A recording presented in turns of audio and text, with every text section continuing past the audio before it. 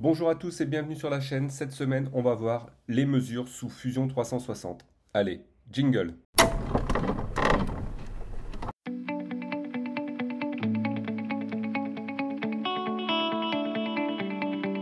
Donc, ce que je voulais vous présenter aujourd'hui, c'était l'outil mesure. Donc, l'outil mesure, il y a plusieurs façons de l'appeler. Soit la touche I, on voit que le menu mesurer s'ouvre. Soit ici directement sur la règle, pareil.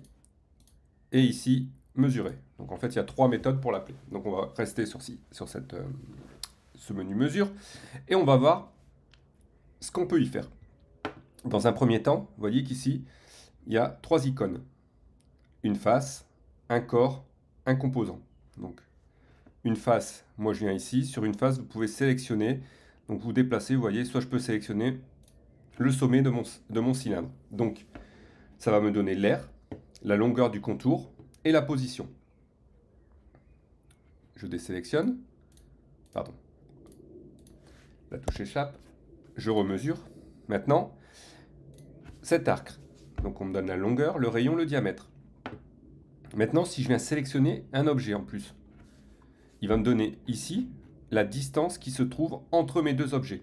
Donc ça peut être utile si toutefois vous avez besoin dans la conception de votre projet. Donc on voit qu'ici j'ai 3 chiffres après la virgule. Ici vous pouvez modifier et vous pouvez jusqu'à 8 chiffres après la virgule ou réduire à 1 avec un arrondi. Au niveau des unités secondaires, on peut passer en millimètres, pardon, en mètres, en centimètres, donc vous avez la conversion, et ainsi de suite. Donc moi je mets aucune. Ça peut être intéressant quand vous devez travailler avec des normes étrangères de faire la conversion en pouces ou en pieds. Donc là, aucune. Donc là, on voit que j'ai ma distance entre mes deux. Maintenant, j'échappe et je reviens sur mon outil mesurer et je vais venir sélectionner une face, comme ceci. Donc là, je suis toujours sur une face, donc une précision avec 2 chiffres après la virgule. Et bien, il va me donner mon air et la longueur du contour fermé. Si je sélectionne avec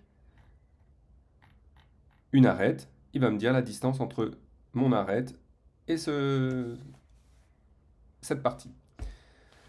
La touche échappe, je ferme, je refais une mesure et je vais prendre un corps. Maintenant, on voit que dans ma conception ici, j'ai deux corps. Donc, le corps 1 et le corps 2. Donc, mon corps 1, voilà, et mon corps 2. Il y a une distance de 0,58 mm entre les deux, qu'on peut voir ici, pardon. Ici, j'ai une distance de 0,58 au minimum.